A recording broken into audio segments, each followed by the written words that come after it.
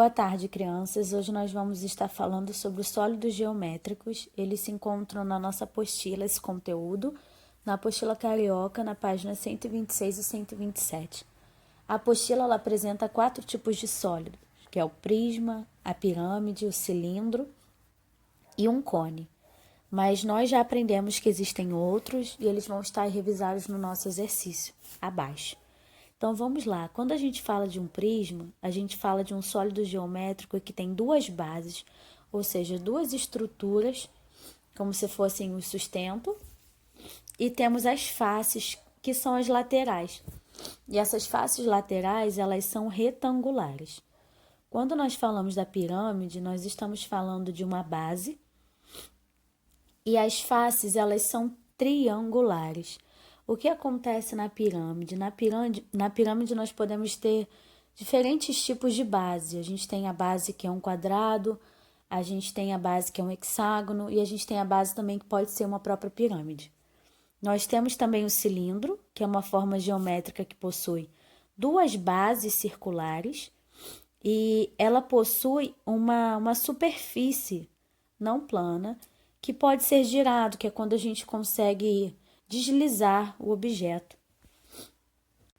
E temos o cone, que é uma figura geométrica que ela é formada pela união de uma região circular com um ponto que não pertence a esse plano.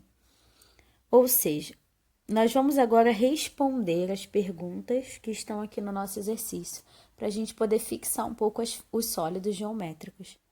Tenho 4 faces laterais triangulares. Nós aprendemos que a forma geométrica de sólido geométrico que possui as faces triangulares é a pirâmide, então a gente só pode responder pirâmide. Tenho 2 superfícies circulares e rolo numa posição. Nós sabemos que isso é característica do cilindro. E tenho 4 faces laterais retangulares, nós só podíamos estar falando de um prisma. Agora nós vamos observar que aqui existem exemplos de outros sólidos que não estão no nosso livro, mas que nós já estudamos, como a esfera, o cubo. Então, nós vamos agora responder. Nós vamos observar a imagem e ver a qual sólido geométrico essa imagem lembra. Então, vamos lá. A primeira imagem de uma mala ou de um presente, a gente lembra a forma de um prisma. A segunda imagem, que é de um chapéu de palhaço, nós lembramos do cone. A terceira imagem, que é uma cabana, nós lembramos uma pirâmide. A quarta imagem, que é um tambor ou uma lata, nós lembramos um cilindro. A quinta imagem, que é uma caixa quadrada e um dado, nós lembramos de cubo. E por último, temos a esfera, que nós lembramos da esfera através da bola ou do mapa mundi. Nós vamos agora ler e depois interpretar uma tirinha do Garfield.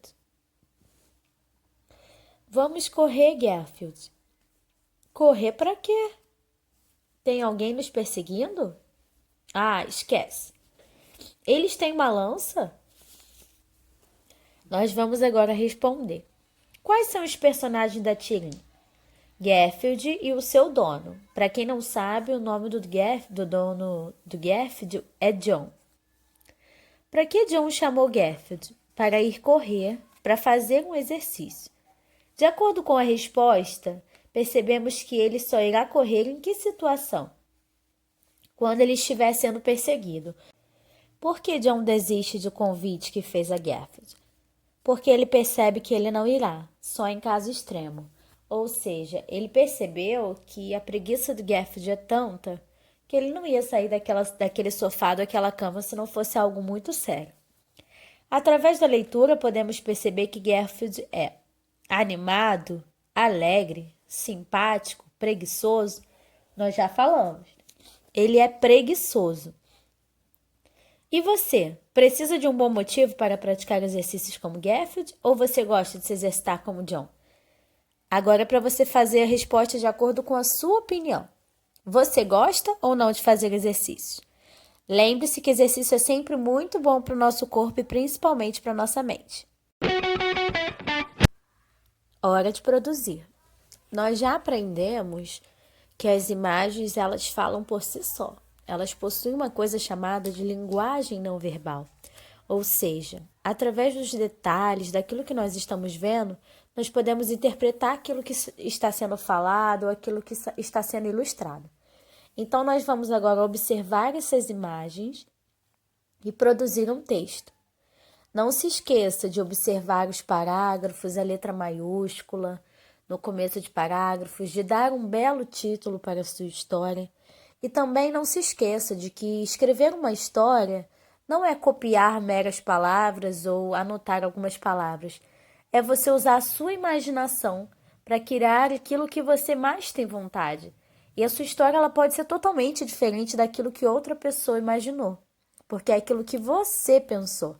Então, que você possa olhar essas imagens e deixar a sua imaginação fluir e escrever aquilo que essas imagens trazem a você, porque eu tenho certeza que tem uma história bem especial aí dentro da sua cabecinha.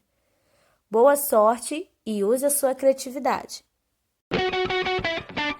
Vamos contemplar agora a natureza do nosso bairro. Se a gente observar o nosso bairro, a nossa cidade do Rio, nós vamos perceber que existem vários tipos de árvores que montam o cenário da nossa cidade. Tem figueiras, sapucaias, ipê amarelo. Ao contemplar a minha janela de casa, eu consigo ver uma árvore enorme de amendoeira.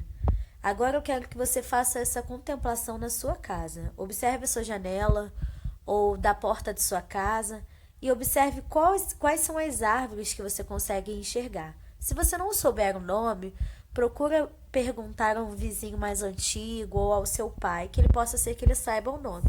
Ou então procure na internet, que ela vai poder te ajudar também. Depois que você fizer isso, eu quero que você busque informações sobre essa árvore e sobre a natureza do seu bairro, junto com algumas pessoas, alguns moradores, alguns vizinhos mais antigos do bairro. Então, faça essa pesquisa e anote tudo aquilo que você observou e tudo aquilo que você ouviu dessas pessoas, para que depois nós possamos trocar experiências sobre a natureza do nosso bairro e para que a gente possa perceber o quanto a gente tem uma natureza multicolorida. E a gente percebe muito mais isso na estação do outono, que é quando a gente tem a troca das flores, e na primavera, quando todas as árvores estão bem bonitas porque estão bem floridas. Então vamos fazer essa contemplação.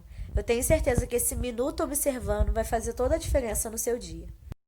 Saiu uma notícia no jornal, nas televisões, que o município do Rio, e também o município de outros lugares, de outras cidades, elas estavam usando a tecnologia do celular para poder monitorar o avanço da Covid e as pessoas que estão muito próximas, ou seja, as aglomerações.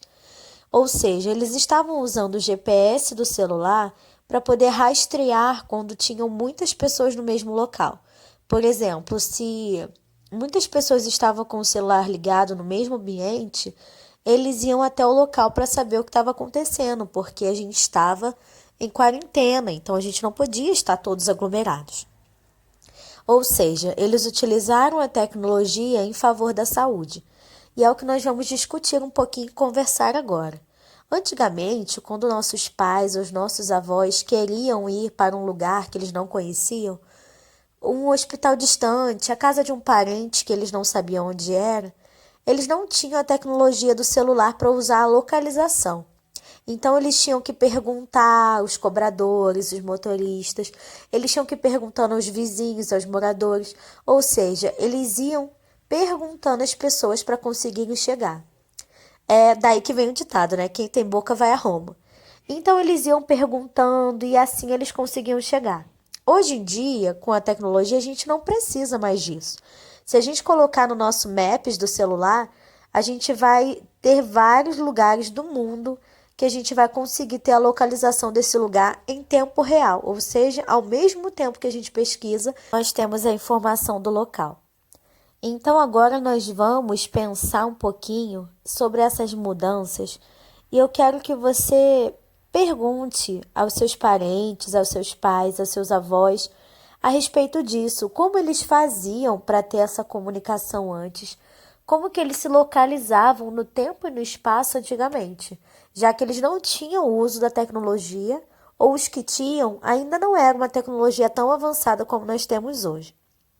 Então, faça essa pesquisa, essa entrevista e se surpreenda com a resposta e se surpreenda com os meios que nós temos hoje para nos localizarmos.